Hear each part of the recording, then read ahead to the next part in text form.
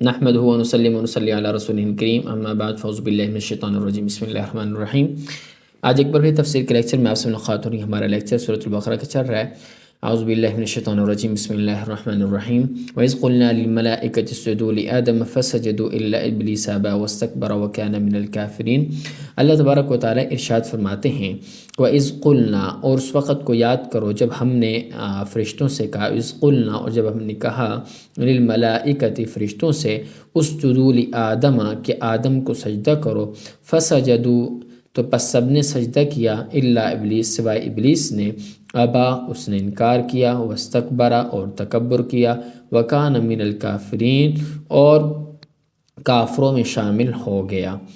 وقلنا یا آدم اسکن انت وزوجک الجنہ، اور ہم نے کہا آدم تم اور تمہاری بیوی رکے رہو، ٹھہرے رہو جنت میں، وَكُلَا مِنْهَا رَغَدًا حَيْثُ شِئْتُمَا، اور اس میں سے جہاں سے چاہو جی بھر کے کھاؤ،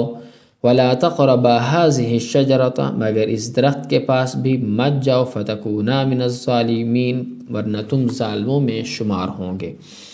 اب دیکھیں کہ فرشتوں کے سامنے آدم علیہ السلام کی عظمت کا عملی مظاہرہ اور ان کے امتحان لینے کے لیے انہیں آدم علیہ السلام کو سجدہ کرنے کا حکم دیا گیا۔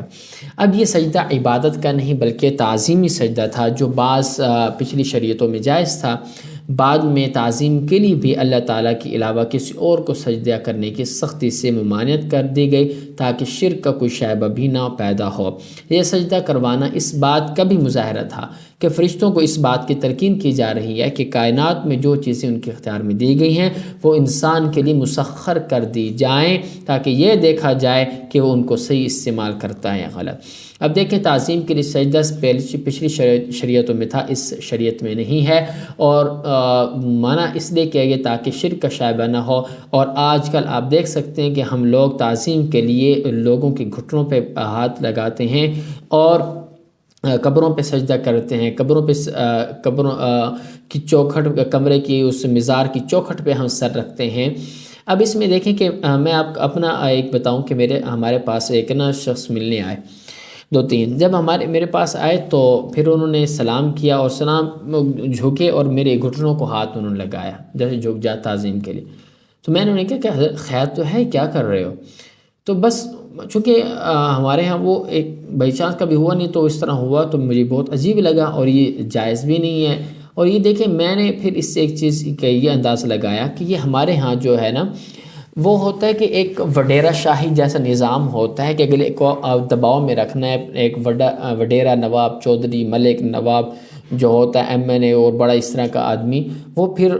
دوسرے لوگوں کو ایسا غلام سمجھتا ہے، گویا کہ وہ ان کے بھیڑ بکریاں غلام ہیں۔ تو لہٰذا ایسا نہیں ہونا چاہیے، یہ صحیح طریقہ نہیں ہے۔ تمام انسان، ہر انسان کی عزت نفس ہوتی ہے، ہر انسان عزت دار ہے، کوئی بے عزت انسان نہیں ہوتا۔ ہاں جی، اچھا، تو پھر ابا واستکبر، ابا تو فسجدوا الا آگے فرمایا فسجدوا الا ابلیس، سب نے سجدہ کیا سوائے ابلیس نے، فابا اس نے انکار کیا، واستکبر تکبر کیا۔ دیکھیں اگرچہ براہ راست سجدے کا حکم فرشتوں کو دیا گیا تھا مگر اس میں تمام جاندار مخلوقات بھی شامل تھیں، لہٰذا ابلیس جو جنات میں سے تھا اس پر بھی اس حکم کی تعمیل لازم تھی۔ لیکن جیسا کہ قرآن کریم نے خود دوسری جگہ بیان فرمایا کہ وہ اللہ تعالیٰ سے کہنے لگا کہ مجھے تو نے آگ سے پیدا کیا اور آدم کو مٹی سے پیدا کیا، ہاں، اور اس لیے میں اس سے افضل ہوں، میں اسے کیوں سجدہ کروں؟ یہ سورہ اعراف کی آیت ہے۔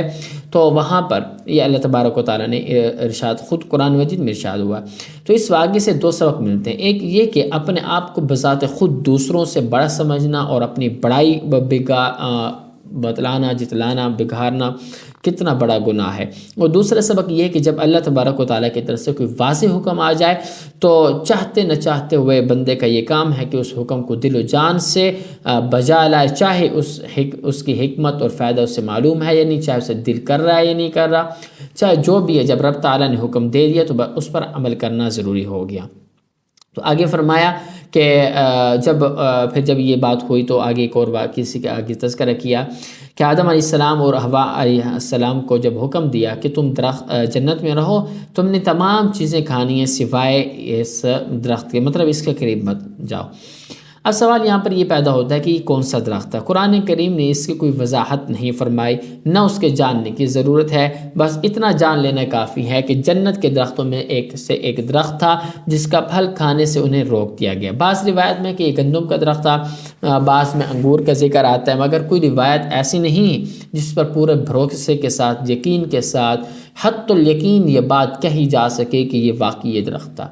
جب قرآن نے اس کو پوشیدہ رکھا تو مجھے اور آپ کو بھی اس پوشیدہ رکھنے کی پڑھنے کی ضرورت نہیں ہے، بس ہمیں اس سے اتنا ہی سبق حاصل کرنا چاہیے جتنا اللہ تبارک و تعالیٰ سمجھانا چاہتے ہیں اور بتلانا چاہتے ہیں، اور قرآن ہمیں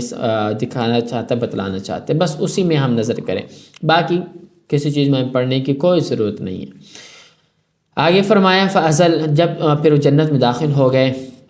تو آگے فرمایا اللہ تبارک و تعالیٰ نے فَأَزَلَّهُمَا الشَّيْطَانُ عَنْهَا فَأَخْرَجَهُمَا مِمَّا كَانَ فِيهِ، پھر ہوا یہ کہ شیطان نے ان دونوں کو وہاں سے ڈگمگایا، پھسلایا، ٹھیک ہے، اور جس عیش ما کان فی مما کان فی، جس عیش میں وہ تھے، وَقُلْ اهْبِطُوا، اس سے انہیں نکال دیا، ٹھیک ہے، وَقُلْ اهْبِطُوا بَعْضُكُمْ لِبَعْضٍ عَدُوٌّ، اور ہم نے آدم اور ان کی بیوی اور ابلیس سے کہا کہ اب تم سب یہاں سے اتر جاؤ، اہبطوا بعضکم لبعض عدو، اتر جاؤ تم ایک دوسرے کے دشمن ہوگے، ٹھیک ہے، بعضکم لبعض عدو، تم ایک دوسرے کے دشمن ہوں گے، وَلَكُمْ فِي الْأَرْضِ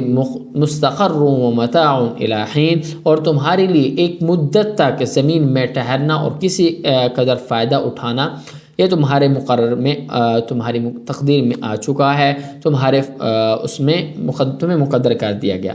آگے فرمایا فَتَلَقَّىٰ آدَمُ مِن رَبِّهِ كَلِمَاتٍ فَتَابَ عَلَيْهِ، پھر آدم نے اپنے پروردگار سے کچھ الفاظ سیکھ لیے،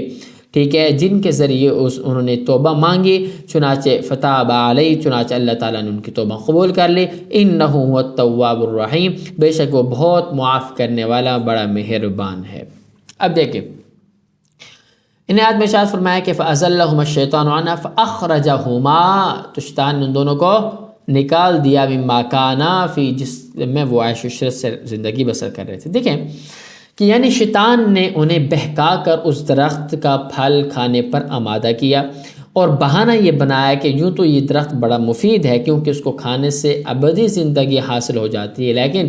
شروع میں آپ کو اس لیے منع کیا گیا تھا کہ آپ کو جسمانی کیفیت، آپ کی جسمانی کیفیت اس کو برداشت نہ کر سکتی تھی۔ اب چونکہ آپ جنت کے ماحول سے عادی ہو گئے ہو اور آپ کے قوا مضبوط ہو چکے ہیں، اس لیے اب وہ ممانعت ختم ہو چکی ہے، تو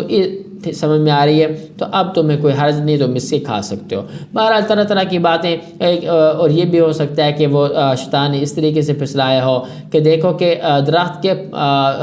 نہ کھانے سے منع کیا گیا لیکن درخت کے پھل کو تو کھانے سے منع نہیں کیا گیا، یا یہ ہو سکتا ہے کہ درخت کے پھل سے کھانے سے منع کیا لیکن درخت سے کھانے سے تو منع نہیں کیا، مطلب مختلف طریقے ہیل و بہانے سے اس نے بہکا لیا۔ تو باقی مزید انشاءاللہ سورہ اعراف میں اور سورہ طٰہٰ میں اس کے آئے گی، وہاں پر ہم انشاءاللہ پڑھیں گے، دیکھیں گے، سمجھ میں آ رہی ہے بات۔ تو آگے دیکھیں کہ فرمایا کہ پھر اللہ تبارک و تعالیٰ نے آدم اور حوا کو جنت سے نکال دیا اور زمین میں بھیج دیا، اور فرمایا کہ تم یہاں پر رہو اور شیطان اور تم ایک دوسرے کے دشمن ہوں گے، ایک مدت مقرر تک تم نے وہاں پر رہنا ہے۔ اب مطلب یہ ہے کہ اس واقعے کے نتیجے میں آدم علیہ السلام اور ان کی اہلیہ کو جنت سے اور شیطان کو آسمانوں سے نیچے زمین میں پر اترنے کا حکم دے دیا،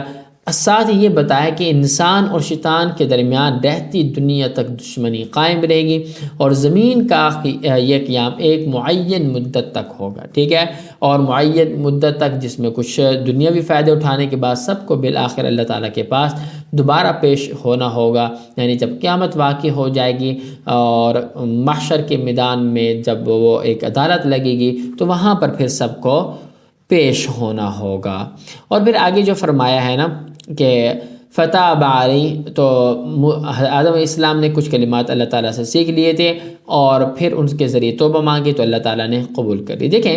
کہ جب آدم علیہ السلام کو اپنی غلطی کا احساس ہوا تو وہ پریشان ہو گئے، لیکن سمجھ میں نہیں آ رہا تھا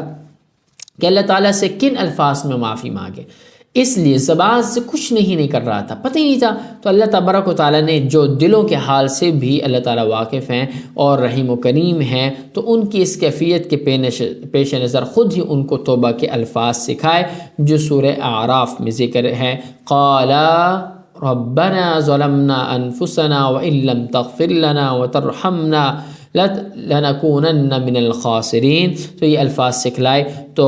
یعنی کیا مطلب ہے؟ اللہ ہم اپنی جانوں پر ظلم کر گزرے ہیں، اور اگر آپ نے ہمیں معاف نہ فرمایا اور ہم پر رحم نہ کیا تو ہم برباد ہو جائیں گے. اس طرح اللہ تبارک و تعالیٰ نے زمین پر بھیجنے سے پہلے انسان کو یہ تعلیم دے دی کہ جب کبھی نفسانی خواہشات یا شیطان کے بہکاوے میں آ کر اس سے کوئی گناہ سرزد ہو جائے تو اسے فوراً اللہ سے توبہ کرنی چاہیے. اور اگرچہ توبہ کے لیے کوئی خاص الفاظ لازمی نہیں ہیں، بلکہ ہر وہ جملہ جس میں اپنے کیے ہوئے ندامت اور آئندہ گناہ نہ کرنے کا پختہ عزم ہو، ارادہ ہو، تو اس کے ذریعے توبہ ممکن ہے. لیکن چونکہ یہ الفاظ خود اللہ تعالیٰ کے سکھائے ہوئے ہیں تو اس لیے ان الفاظ میں توبہ کرنے سے قبولیت کی زیادہ امید کی جا سکتی ہے. کون سی دعا ہے؟ ربنا ظلمنا انفسنا وان لم تغفر لنا وترحمنا لنکونن من الخاسرین. سمجھ میں آگئی؟ تو یہاں پر یہ بات بھی سمجھنے کی ہے کہ جیسے کہ پیچھے آیت سے واضح ہوا تھا کہ اللہ تعالیٰ نے شروع ہی سے آدم علیہ السلام کو زمین پر اپنا نائب بنا کر بھیجنے کے خلیفہ بنا کر بھیجنے کے لیے پیدا فرمایا. تو لیکن زمین پر بھیجنے سے پہلے انہیں جنت میں رکھنے اور اس کے بعد کے واقعات کا تکوینی مقصد یہ تھا کہ ایک طرف آدم علیہ السلام جنت کی نعمتوں کا خود تجربہ کر کے دیکھ لیں اور ان کی اصل منزل کیا ہے، اور زمین پر پہنچنے کے بعد اس منزل کے حصول میں کس قسم کی رکاوٹیں پیش آ سکتی ہیں اور ان سے نجات پانے کا کیا طریقہ ہوگا. چونکہ فرشتوں کے مقابلے میں انسان کا امتیاز ہی یہ تھا کہ اس میں اچھائی اور برائی دونوں کی صلاحیت رکھی گئی ہے، اس لیے ضروری تھا کہ اسے زمین پر بھیجنے سے پہلے ایسے تجربے سے گزارا جائے. تو پیغمبر چونکہ معصوم ہوتے ان سے کوئی گناہ سرزد نہیں ہو سکتا، اس لیے آدم علیہ السلام کی یہ غلطی در حقیقت اجتہادی غلطی تھی، یعنی سوچ کی غلطی. اللہ کے حکم کو شیطان کے بہکانے سے خاص وقت تک محدود سمجھ لیا، ورنہ اللہ کی کھلی نافرمانی کا ہرگز ان سے تصور بھی نہیں کیا جا سکتا کہ نبی کبھی کوئی اس طرح کا گناہ نہیں کر سکتا. باقی چونکہ یہ قصور بھی ایک پیغمبر کے شایع نشان نہ تھا تو اس لیے اسے بعض آیات میں گناہ یا حکم عدولی سے تعبیر کیا گیا اور اس پر توبہ کی تلقین بھی کی گئی ہے. تو ساتھ ہی اس آیت میں یہ بھی واضح کر دیا کہ اللہ نے ان کی توبہ قبول کر لی اور اس طرح اسے صحیح عقیدے کی تردید فرما دی، جس کا یہ کہنا ہے کہ آدم علیہ السلام کا یہ گناہ ہمیشہ کے لیے انسان کی سرشت میں داخل ہو گیا، جس کے نتیجے میں ہر بچہ ماں کے پیٹ سے گناہ گار پیدا ہوتا ہے اور اس مشکل کے حل کے لیے اللہ کو اپنا بیٹا دنیا میں بھیج کر اسے قربان کرنا پڑتا کہ وہ ساری دنیا کے لیے کفارہ بن سکے. تو قرآن نے وہ دو ٹوک الفاظ میں یہ اعلان کیا کہ اللہ تعالیٰ نے ان کی توبہ قبول کر دی، اس لیے نہ وہ گناہ باقی رہا تھا اور نہ اس کے اولاد آدم کی طرف منتقل ہونے کا کوئی سوال ہے، کیونکہ اللہ تعالیٰ کے قانون عدل میں ایک شخص کے گناہ کا بوجھ دوسرے کے سر پر نہیں ڈالا جا سکتا.